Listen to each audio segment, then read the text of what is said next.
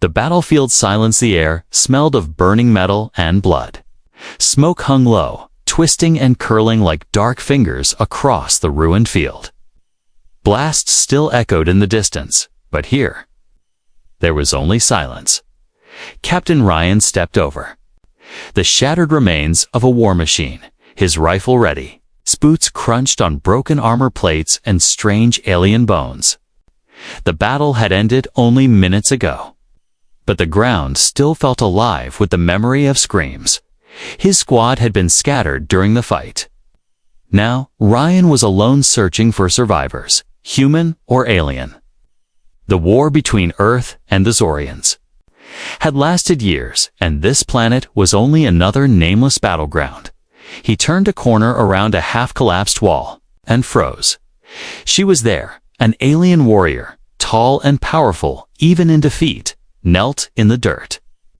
Her silver armor was cracked, the blue glow from her chest plate flickering weakly. Her skin, a pale shade of violet, was smeared with blood. Hers and others. Her helmet was gone, and Ryan could see her face, sharp, almost beautiful, but with eyes like molten gold that locked onto him the moment she saw him. In her hand was a blade, curved and wicked. But as Ryan aimed his rifle, she let it slip from her fingers. It clanged softly against the ground. Then she lowered her head. "Don't take my life, human." Her voice was soft, but it carried through the smoke like a whisper meant only for him. "I'll serve you instead." Ryan blinked. He wasn't sure he had heard right. The Zorians were known for their pride. They fought to the death, never kneeling, never surrendering. Yet here she was, kneeling in the dirt, her voice shaking, but her eyes locked on his. He kept the rifle steady. Why? She didn't answer right away. She looked at the ground, her chest rising and falling in. Slow, painful breaths. A defeated warrior belongs to the one who spares them. "I am yours now." Ryan's instinct screamed trap. Maybe she was stalling for time. Maybe she had hidden soldiers nearby. He glanced around, searching the smoke for movement. Nothing, only the two of them, surrounded by the dead. "Get up," he ordered, keeping his voice hard. Instead, she bowed her head lower. "I will follow you. I will obey your orders. I will give my life for you if you wish it." Ryan's grip on the rifle tightened. He had heard about strange alien traditions, but never seen one like this. Taking her prisoner would be dangerous, but killing her now, for some reason the thought made his stomach twist. "Name," he said. "Kayla," she replied. He hesitated. "You know my kind, don't trust yours." She looked up at him, her golden eyes burning with something he couldn't name. "Then trust me as a servant, not as a warrior." Ryan didn't lower his weapon, but something inside him shifted. The battlefield was silent. Yet the air between them was heavy, like this moment would decide more than just her fate. From behind the smoke, faint voices called his name. His squad was coming. In seconds, they would see him standing over a kneeling alien. They wouldn't ask questions. They'd shoot. He made his decision. "Get up, Kayla. Stay behind me. Don't make me regret this." She rose slowly, her movements careful, her eyes never leaving his. When his squad arrived, the looks on their faces were exactly what he expected: shock, anger, suspicion. One soldier raised his weapon toward her, but Ryan stepped in the way. "She's with me," he said firmly. "She's the enemy." Someone shouted, "Not anymore." His voice left no room for argument. The squad didn't like it, but they obeyed. They marched back toward their base, Ryan in the lead, Kayla following a few steps behind. She didn't speak. She didn't stumble. She walked like someone who had already accepted her fate. But Ryan's mind wouldn't stop turning. Why had she done it? Why had she surrendered to him specifically? And what kind of service did she mean? As they reached the outskirts of camp, Kella's eyes scanned the human soldiers. The tents, the weapon racks. She didn't look afraid. If anything, she looked curious. That made Ryan even more uneasy. That night, as the camp settled into uneasy sleep, Ryan sat by the fire. Still thinking about the moment she had knelt before him, some part of him knew this wasn't the end of the battle. This was the beginning of something much bigger, and whatever it was, he wasn't sure he was ready. The unwanted companion, the camp was quiet, but not at peace. Ryan could feel the eyes on him as he walked between the rows of tents. Soldiers paused mid-conversation, their gaze sliding to the tall alien following a few steps behind. Keela's armor clinked faintly with every movement, her pale violet skin catching the flicker of firelight. She kept her head high, but Ryan could tell she noticed the stares. She didn't look ashamed. She didn't look scared. She looked calm. Ryan stopped at the edge of his tent and turned to face her. "You'll stay here. Don't move unless I tell you." She tilted her head slightly. "Do you believe I will run?" "I don't know what you'll do," Ryan said flatly. And that's the problem. Kayla didn't argue. She simply stood, their arms at her sides like a statue carved from some alien stone. Inside the tent, Ryan removed his helmet, setting it down with a heavy clunk. He could still smell the smoke from the battlefield on his armor. His thoughts kept going back to that moment, her kneeling in the dirt, her voice quiet but steady. Why him? Zorians weren't known for surrender. And when they did, it was usually to save their own lives temporarily before striking back. Was this all part of some deeper plan? Before he could think more, the flap of his tent shifted. Sergeant Miller stepped in, his face tense. "Sir," Miller said in a low voice, "you can't keep her here." "She's a prisoner," Ryan replied. "She's a danger. What if she sends a signal to her people? What if she kills you in your sleep?" Ryan met Miller's glare. "Then I'll be dead, and you can tell command you warned me." Oh. Miller's jaw tightened. "You're risking all of us." "Noted," Ryan said, ending the conversation. Miller left, muttering under his breath. Hours later, Ryan heard movement outside. He stepped out to see Kayla kneeling again, but not before him this time. She was by the camp's central fire, cleaning a soldier's damaged armor. Private Jensen, the armor's owner, stood nearby with his arms crossed, scowling down at her. "I didn't ask you to do that," he said sharply. Kella's hands kept working, careful and precise. "You fight better when your armor is whole," Jensen scoffed. "And why would you care how I fight? Because you fight for him," she said simply, nodding toward Ryan. The answer caught Jensen off guard. He didn't thank her, but he didn't stop her either. Ryan watched quietly. This wasn't the behavior of someone plotting an escape. That night, the soldiers sat around the fire, trading whispered stories about her. Some swore they had seen her in earlier battles, leading charges that broke entire lines of human defenses. Others claimed she was part of an elite unit responsible for massacres on distant colonies. No one could understand why she was still breathing. Kayla sat apart from them, not joining the conversation, not eating. Her golden eyes seemed to study the human's every movement, every word, every laugh. When Ryan approached her, she looked up without hesitation. "You should eat," he said. "I will when you do," she replied. Ryan frowned. "Why?" "You spared my life. I belong to you now. Your needs come first." Her tone wasn't mocking. She said it as if it were the most natural thing in the world. Ryan didn't like the sound of it. He didn't want anyone belonging to him, especially not someone who, just hours ago, would have tried to kill him without a second thought. "Things don't work like that here," he said firmly. Her gaze didn't waver. "Then teach me how they do." As the night deepened, the camp slowly fell into uneasy rest. But Ryan stayed awake, sitting by the fire. Kayla didn't sleep. She sat across from him, silent, her posture straight, her eyes always watching. It wasn't the stare of a predator, it was more like someone memorizing every detail of a world. They didn't understand. Ryan realized something then. Whatever her reason for surrendering, it wasn't only about survival. There was more behind those golden eyes, something she wasn't ready to say. And until he found out what it was, she would remain what she already was in the eyes of his soldiers, the unwanted companion. Secrets beneath the arm of the rain came at dawn. It was light at first, tapping gently on the tents, then grew heavier until the entire camp was wrapped in a curtain of gray. Soldiers hurried to cover supplies, muttering about the weather. Ryan stepped outside, pulling his jacket tighter.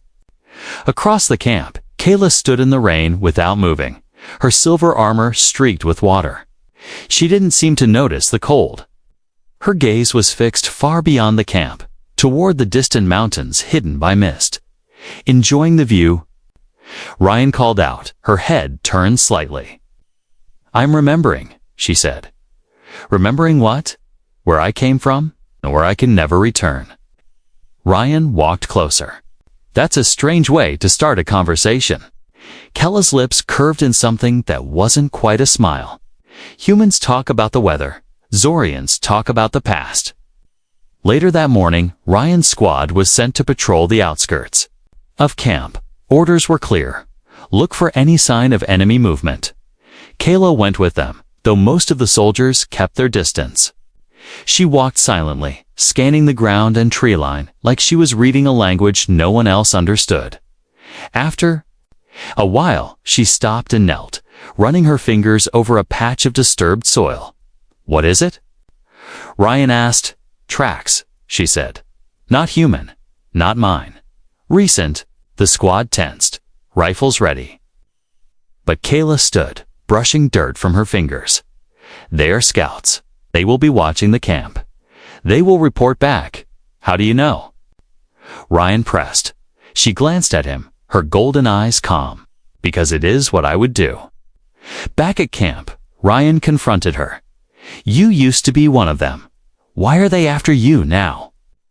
For a moment, Kayla didn't answer. Then she unfastened the chestplate of her armor, setting it aside. Beneath it, her skin bore strange markings, lines, and symbols etched deep, glowing faintly like embers. "This," she said, pointing to one symbol near her collarbone, "means I was chosen for the Blood Guard." Ryan frowned. "And that means?"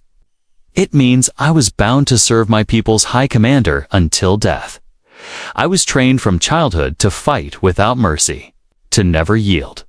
And yet you yielded." Ryan said quietly. Her gaze didn't waver. "I yielded to you." He studied her face, searching for the lie. "Why?" Kella's voice dropped to a whisper. "Because my commander ordered the slaughter of a world that could not fight back. I obeyed, until I saw the children." She looked away. "That day, I broke my oath." Ryan leaned back, taking in her words. If what she said was true, then she wasn't just a defector. She was a traitor in the eyes of her people. "They'll kill you if they find you," he said. "Yes. And you're fine with that?" Her eyes met his again, steady as stone. "I am fine serving until that day comes." That night, the rain stopped, but the air was thick and heavy. Ryan sat by the fire, Kayla across from him. Around them, the other soldiers kept whispering. Some thought she was lying. Some thought she was dangerous. A few thought she was useful. But Ryan noticed something the others didn't. Kayla never relaxed. Her hand always rested near where her blade used to hang. Her gaze was always shifting, scanning for threats even when she seemed still. She was protecting herself.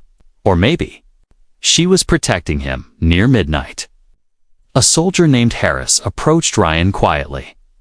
"Sir," Harris murmured, "we caught something on the perimeter cameras." Ryan followed him to the command tent. On the grainy footage, 3 tall shapes moved at the edge of the forest, Zorians, watching, waiting. "They've found us," Ryan said. Harris swallowed. "What do you want to do?" Ryan's eyes went to the tent where Kayla slept or pretended to sleep. He didn't know if she was. The reason they were here, or the only reason they might survive what was coming next. The ambush the night was too quiet. Even the insects had stopped their chorus, leaving only the faint crackle of campfires.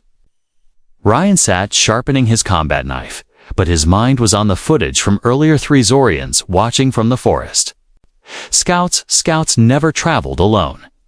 Kayla stood on the edge of the camp, her back straight, her eyes locked on the dark tree line. She had been in that position for an hour without moving. The soldiers avoided her, pretending not to notice. But Ryan could see the tension in her jaw.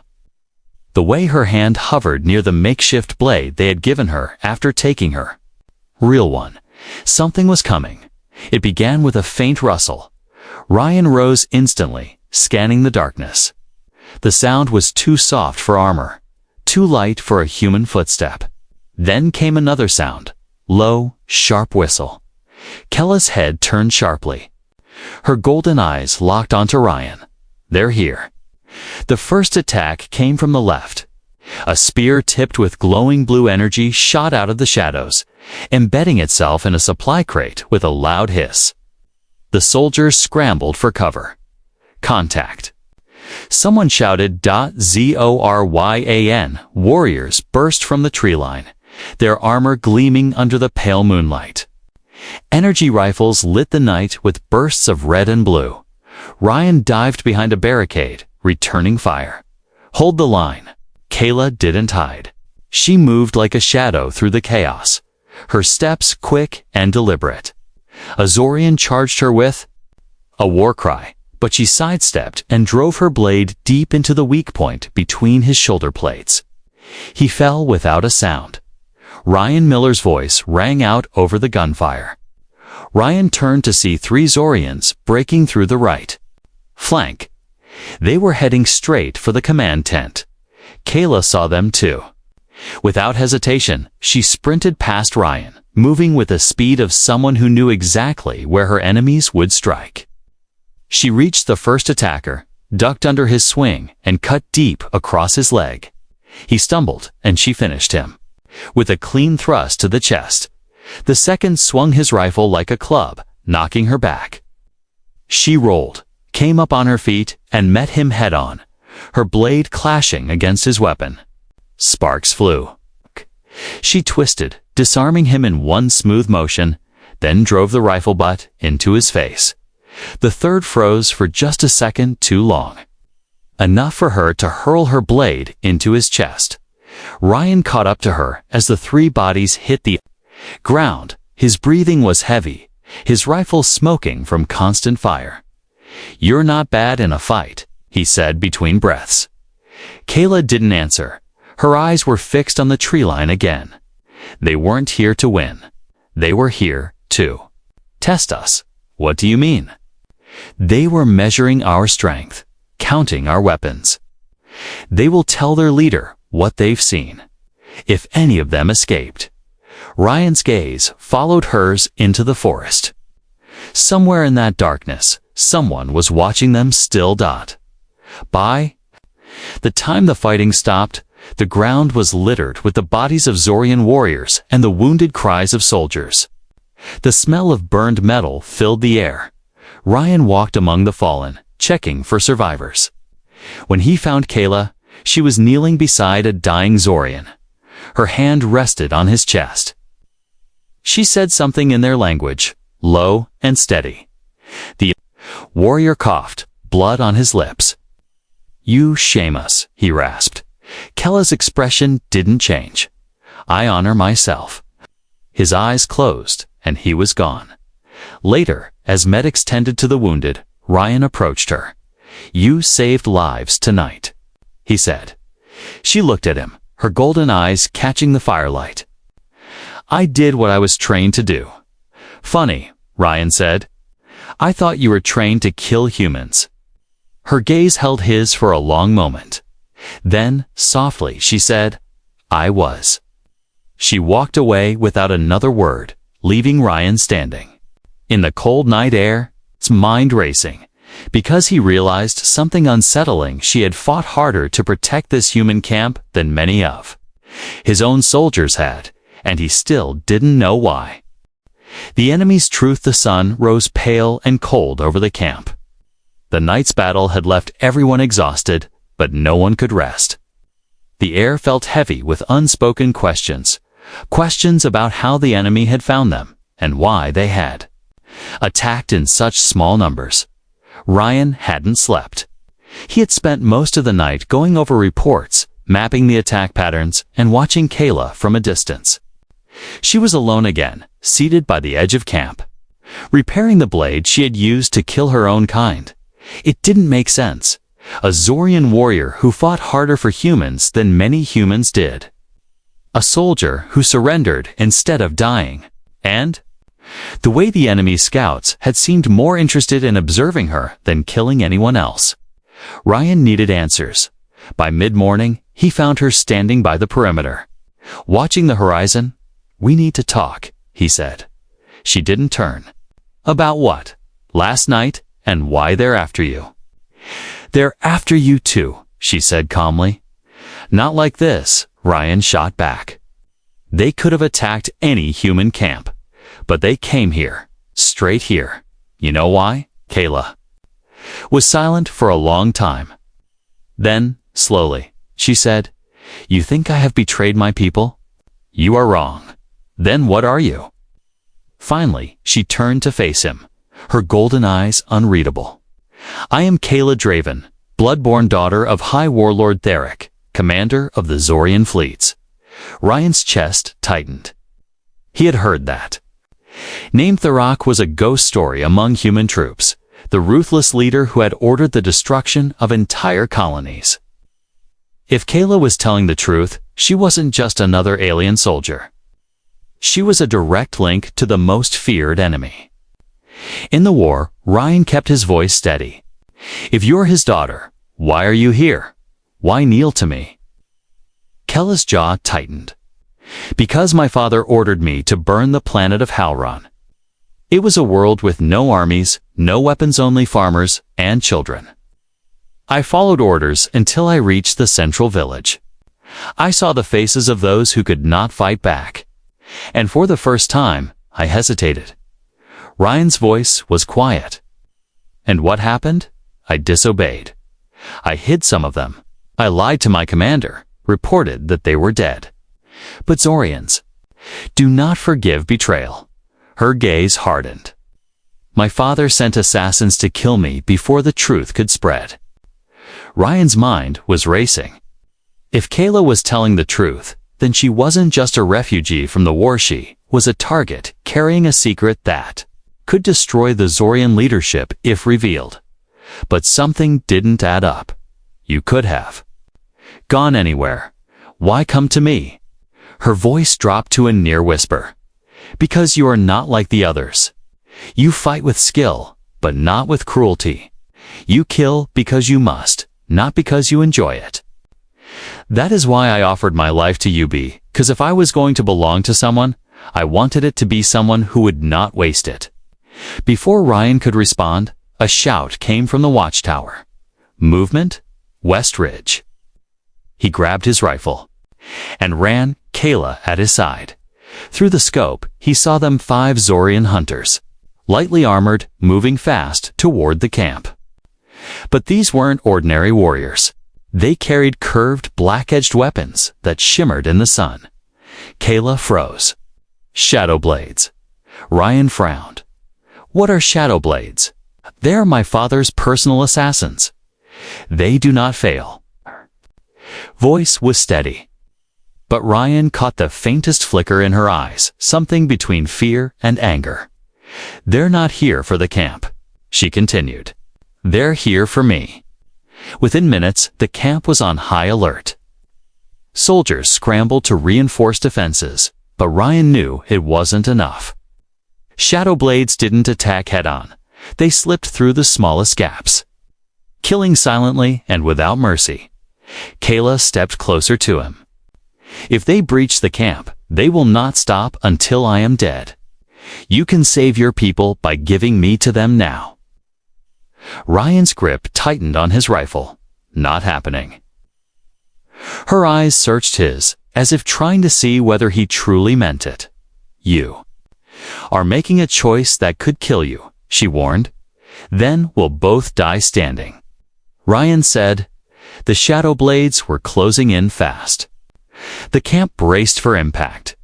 Ryan took one last look at Kayla and saw something he hadn't expected: respect. Not the forced respect of a prisoner for her captor, but something deeper, something earned. Whatever happened next, Sverso, to the truth was now clear. She wasn't just a captured alien warrior. She was the most dangerous and, possibly the most valuable ally Ryan had ever had. And the enemy would stop at nothing to take her back. Asterisk. Betrayal in the shadows. The shadow blades did not attack that night. They lingered in the darkness beyond. The West Ridge, their shapes only glimpsed when moonlight caught the curved edges of their weapons. Every soldier in the camp knew they were there. Every soldier also knew they wouldn't stay waiting forever. Ryan doubled the guards and ordered all sentries to rotate every hour. No one was to be alone, but still, he couldn't shake the feeling that something was wrong. Not outside the walls. Inside, Kayla remained quiet, sitting by the fire, her golden eyes flicking to the shadows every few minutes. Her face was unreadable, but Ryan could sense it. She was measuring time, counting breaths, preparing for something inevitable. It happened just after midnight. Ryan had been reviewing patrol reports in the command tent when Sergeant Miller entered. His voice was calm, almost too calm. Captain Miller said, "Command just sent word. They want the alien handed over." Immediately, Ryan looked up sharply. "Command doesn't even know she's here." Miller's expression didn't change. "Oh, they know. I sent the report myself." Ryan rose slowly, his hands curling into fists. "You went over my head. She's a threat, sir. Those assassins out there aren't here for us. They're here for her. Hand her over, and this camp survives. Keep her here, and we all die." "That's not your decision," Ryan said coldly. "It's the right decision," Miller replied, "and you're too close to see it." Before Ryan could answer, two more soldiers stepped into the tent, rifles in hand, not pointed at him but close enough that they could be. Ryan's voice was ice. "You planning to arrest me, Sergeant?" "No, sir. We're just making sure you don't do anything stupid while we move the prisoner." Kayla's tent was empty when Ryan got there. For a moment, panic flared had she run. But then he spotted movement at the far edge of the camp. 4 soldiers were escorting her toward the main gate. She wasn't fighting them. She walked in silence, her hands bound in front of her, her head bowed slightly. Ryan moved fast, cutting between tents until he was in front of them. "Stop," he ordered. One of the soldiers tightened his grip on his rifle. "Orders from command." "Captain, those aren't orders," Ryan said. "That's fear talking. She's not worth the risk." Another soldier snapped. Kayla lifted her head then. "Ryan," she said softly, "let them take me." "No." Her eyes locked on his. "You can save your people. You can save yourself. This is the only way." Ryan took a step forward. "If I give you up, I'm no better than the ones trying to kill you." The standoff lasted only seconds, but it felt longer. Then, from the darkness beyond the walls, a sharp whistle cut through the air, the same sound Ryan had heard before the last attack. The shadow blades had grown impatient. The first strike hit the east side of the camp. Silent figures slipped over the walls, their black-edged weapons cutting through armor and flesh. Alarms rang, soldiers shouted, and chaos erupted. The 4 soldiers holding Kayla turned to run for the gate, but Ryan was faster. He shoved one aside, grabbed Kayla by the arm, and pulled her into the shadows between tents. "Move," he barked. They weaved through the chaos, dodging flashes of energy, fire, and the sweep of enemy blades. Kayla didn't stumble once. Even bound, she moved like a predator, eyes always scanning for threats. They reached the supply depot at the far edge of camp. Ryan ducked inside, cutting her restraints with his knife. "You're free," he said. Her gaze met his. "Then so. Are you? Follow me." Kayla led him through a narrow drainage tunnel beneath the camp wall. The smell of damp earth and oil filled the air as they crawled forward, the sounds of battle echoing above them. When they emerged, they were in the tree line outside the camp, but not safe. Ryan glanced back at the glow of fire over the camp. "They won't forgive me for this." Kayla's voice was steady. "Nor will my people. We are both exiles now." The forest stretched ahead, dark and endless. Somewhere in that darkness, the shadow blades would be hunting. Somewhere behind, Ryan's own soldiers would be searching. For the first time, Ryan realized the truth. This wasn't just about Kayla anymore. By choosing her over his orders, he had stepped into a war that was no longer human versus Zoryan. It was Ryan and Kayla, against everyone. The last stand the forest was still. Too still. Ryan moved quietly, every step careful on the damp ground. Kayla walked beside him, her golden eyes scanning the trees. Dawn was creeping over the horizon, turning the mist into a pale silver glow. They had been moving all night, but the silence around them didn't feel like safety. It felt like they were being watched. "They're close," Kayla murmured. Ryan nodded. He didn't need to ask who they were. The shadow blades were hunting, and they would not stop until Kayla was dead. Or Ryan was. They reached a clearing by a narrow river. Kayla stopped, her gaze fixed on the opposite bank. "This is where it ends," she said. Ryan frowned. "What do you mean?" "Not for you. Not for you. Not for me. If we keep running, more will die, your people, mine. I must face them here." Ryan shook his head. "That's suicide." Her expression didn't change. "It's honor." The first shadow blade appeared at the edge of the clearing, stepping from the shadows like he had been part of the forest itself. Then another. Then 3 more, each armed with the black-edged curved weapons Kayla had warned him about. One stepped forward, a tall figure with a scar running down the length of his face. His voice was deep and cold. "Kayla Draven," he said. "By order of High Warlord Theric, you are sentenced to death." Kayla stepped into the open, her shoulders squared. "Then let it be by my hand, not yours." The leader tilted his head. "You challenge us, I challenge you, Theric," Kayla said. "Single combat. If I win, you leave. If I fall, you take my head." Theric studied her for a moment, then smiled. "Agreed." Ryan wanted to protest, but Kayla gave him a look calm. Steady, final. This was her fight. The 2 warriors circled each other in the clearing, the early light glinting off their blades. Then Theric struck fast, a black blur. Kayla parried, the clash of metal ringing through the trees. They moved with a speed Ryan could barely follow. Blades flashed, feet shifted, bodies twisted. Every strike was meant to kill. Every block was the difference between life and death. Theric pressed harder, forcing Kayla back toward the river. Her armor took a deep cut, sparks flying. She didn't flinch. She spun, her blade grazing his arm, drawing dark alien blood. The duel raged on, each fighter pushing the other to the limit. Then Theric caught her off guard, his blade slicing across her side. She staggered, pain flashing in her eyes. Ryan's instincts screamed at him to interfere, but he held back.